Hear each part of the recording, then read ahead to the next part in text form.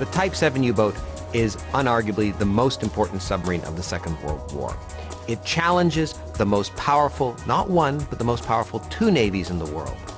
And it succeeds in sinking millions of tons of their merchant ships and dozens of their warships. The Type 7 was the workhorse of Germany's Second World War submarine fleet. Over 700 were constructed, making it the largest class of subs ever built. The Type 7 boasted a number of improvements: slightly greater depth, excellent hydrophones, dependable weaponry, and then a very, very, very fast dive rate.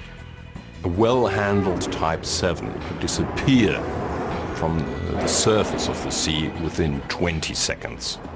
Its fast dive, small profile, and nimble handling gave the Type 7 the one quality that all submarines strive for: stealth.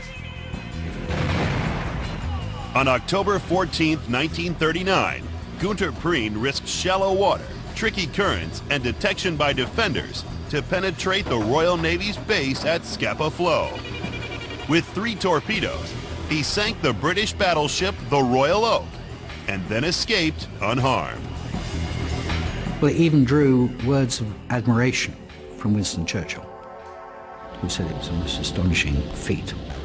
And in a sense, that kicked off the U-boat war in a truly memorable fashion. Admiral Karl Dönitz was convinced his U-boats could destroy the Allies, and he set about proving it. By communicating with his boats, he was able to assemble wolf packs, groups of up to 20 U-boats, which would ambush merchant convoys. It worked. U-boats were destroying Allied shipping. Their captains became heroes of the fatherland. Eric Topp was one of these elite men. His boat, the U-552, was nicknamed the Red Devil. In March and April of 1942, he sank 8 ships for a total of 45,731 tons, a feat that brought recognition from the Führer himself. He made his crew feel invincible, and they would have followed him to the gates of hell and back. And in many cases, they did. The top 5 most successful Type 7s sank 221 ships between them. Over 1 million tons of metal vanished beneath the waves, robbing the Allies of men, material, and perhaps most importantly, the hope that Europe could be saved. Churchill says the only thing that keeps him awake at night is the concern about the U-boats cutting Great Britain off from the rest of the empire and indeed from the United States. And Churchill is right. But then in 1943, the tide turned for Hitler's U-boats. At the Casablanca Conference, Allied leaders resolved to end the submarine menace. Protective convoys were stepped up across the Atlantic. The British had also cracked the German Enigma machine, allowing them to decipher the orders being sent to the U-boat fleet. Once the U-boats were the hunters, now they were the hunted.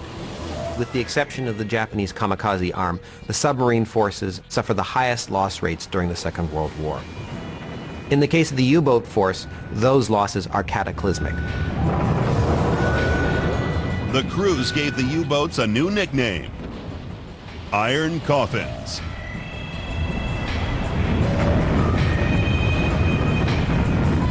But despite their losses, the Type 7 U-boat remains one of the most influential weapons of the Second World War. In 5 years of intense combat, the U-boat sank 2,779 ships for a total of 14.1 million tons. The Type 7 class sinks more enemy merchant shipping than any other type of submarine in the conflict, suffers the highest losses of any submarine in the conflict, but causes the greatest fear and the most anxiety to the largest number of nations on Earth at the time it is deployed.